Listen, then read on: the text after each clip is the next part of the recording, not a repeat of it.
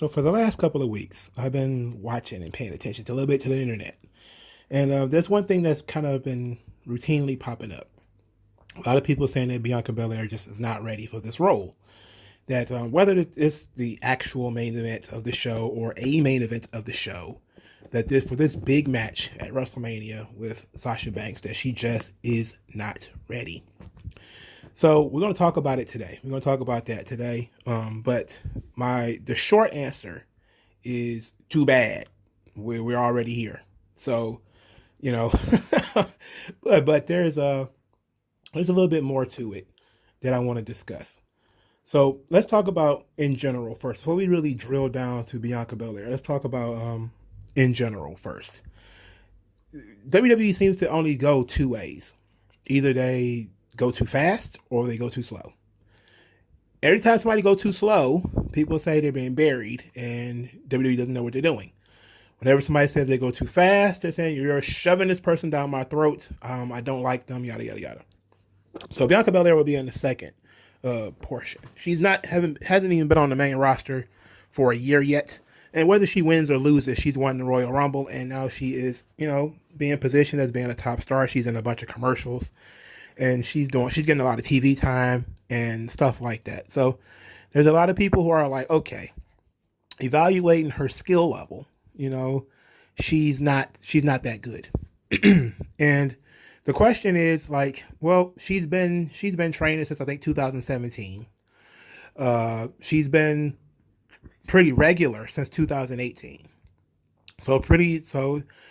Since 2018, she's kind of been, a regular NXT talent. I remember she had her heel run, and then she had her short-lived babyface run, and they had her off TV for a while as they brought her up to Raw.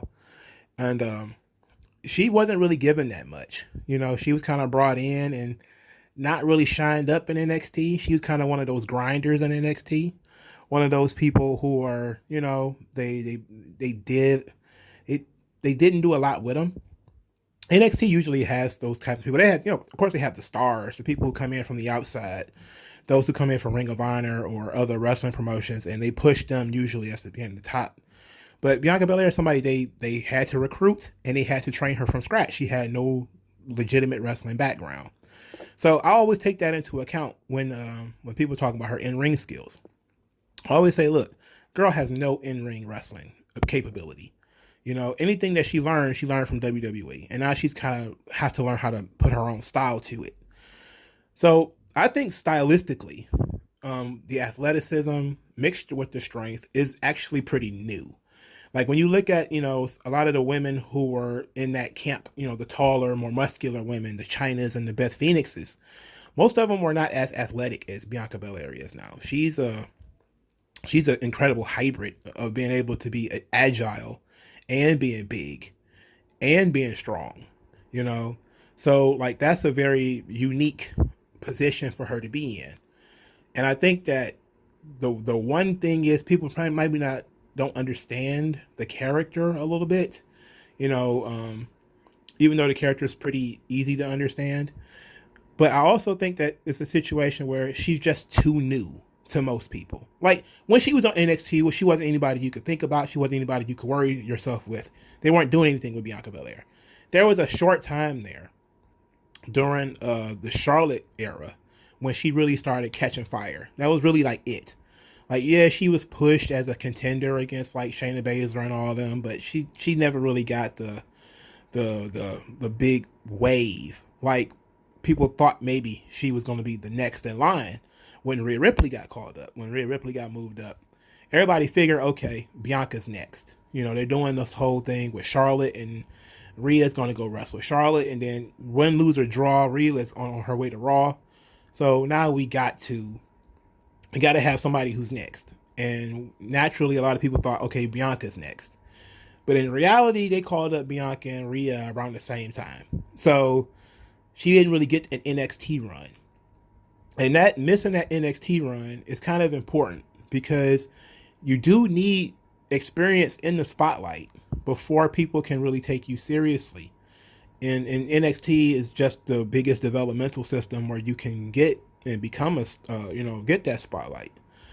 But at the same time, just because you are a star in developmental doesn't mean that you are a star at the main roster level. Bianca Belair is like 10 years younger than Shayna Baszler. So, you say like, well, look at Shayna Baszler. She was dominant in NXT. She's 10 years younger than her. She's 10 years younger than Asuka. She's a little bit older than Rhea Ripley. I think Rhea Ripley's like 26. Bianca Belair is like 30, 31.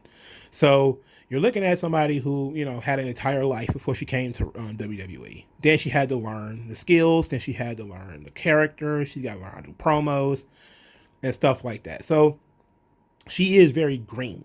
That's going without a doubt. She is pretty green in a top level position. But at the same time, go for it. Look, Batista wasn't ready. Randy Orton wasn't ready. John Cena wasn't ready. And looking back at it, if you go back and you watch John Cena in 2004, 2005, when everybody was booing him, everybody hated him, he wasn't ready. He could really only he had to be carried. That's why he was working with Christian. He was working with Kurt Angle. He's working with workers. Chris Jericho, another one, was helping him. They put forth the effort to make him look good. Bianca Belair's going to have to do the same. They're going to have to do the same thing for her. They're going to have to feed her Bayley and Sasha, and she's going to have to work with Natalya. She's going to have to work with, probably Mickie James and some of the other women to get better, But she's in a sink or swim situation where if this doesn't work, then they tried, right? If it does work, then hey, it worked.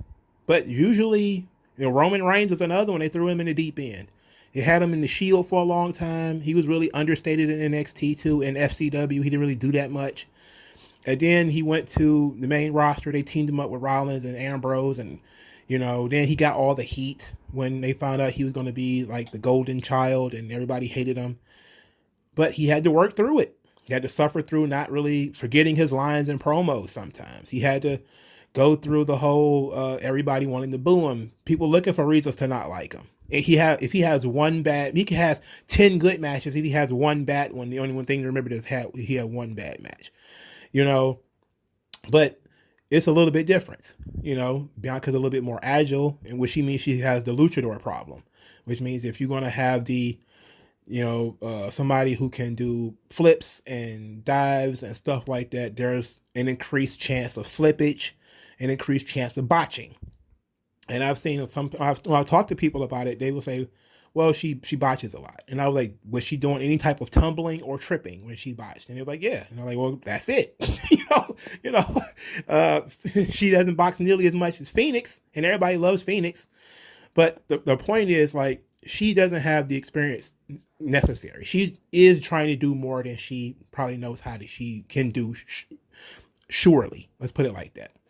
As far as trying to do a lot. But you talk about somebody who is going for it and who I think is progressing pretty quickly. And sometimes you have to put the pressure on them. You put the pressure on somebody, you see what you got. And a lot of people may say, well, she's not ready. I'll say, I agree. But, what are we going to do? We're going to wait till she's 36? We're going to wait another 5 years till she's almost 40? You're going to wait another 3 years until she's in her mid-30s? You don't know. Go ahead and do it now. There's no reason why you shouldn't be doing it now. All right? There's no reason not to do it now. Bianca Belair and Sasha Banks are around the same age. The difference is Sasha's been around since 2016. Bianca's pretty new.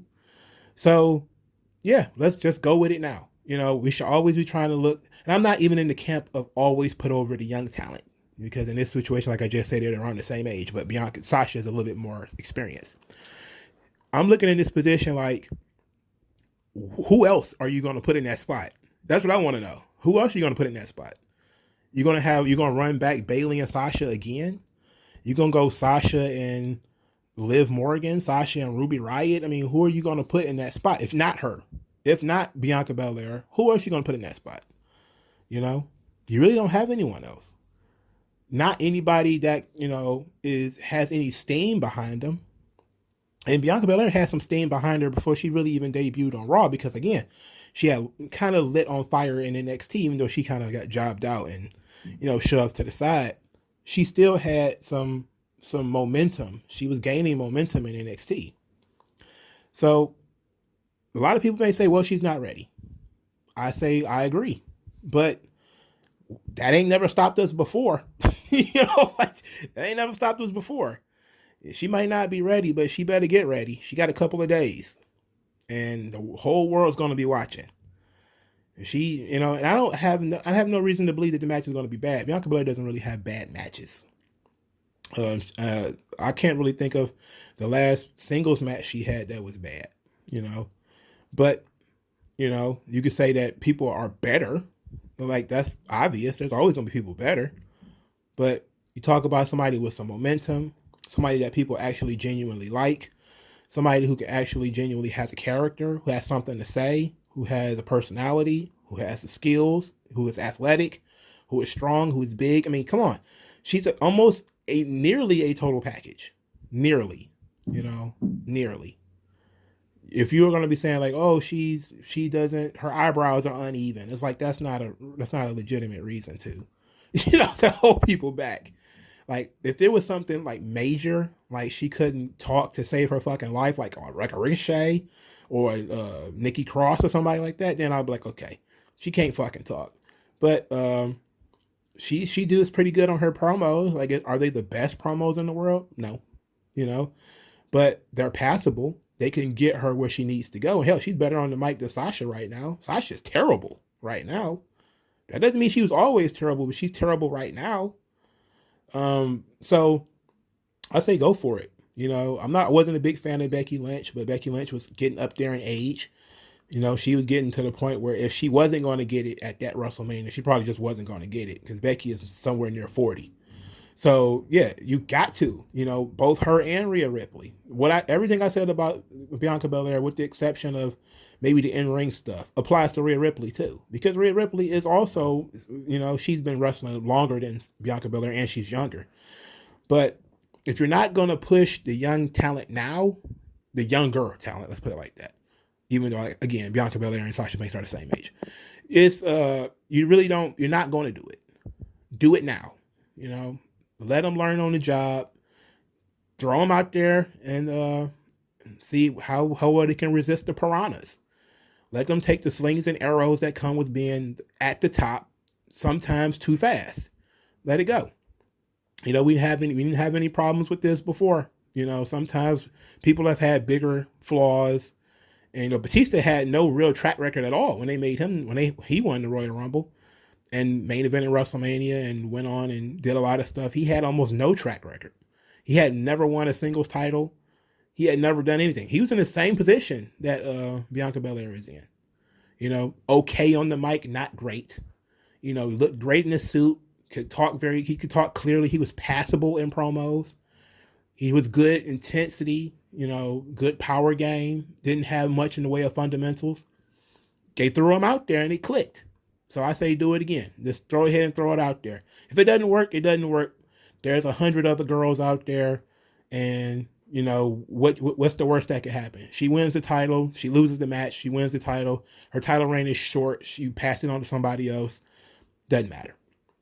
So I think wrestling fans sometimes get too hung up on the they're not ready stuff. It's like, it's all temporary. I'm not saying she should go on a Undertaker run and start, choke slamming people all over the place, but it's time for fresh faces, and we need fresh faces, and she's good. So let's go. So, all right. Thank you guys for listening. There will be a link tree in the description that will send you to all of the various things that you can follow me on Twitter, and you could subscribe to Subscribestar, or you can send cash via the Cash App. All of that stuff will be in the link tree in the description. Thank you guys for your time, and I'll talk to you guys later.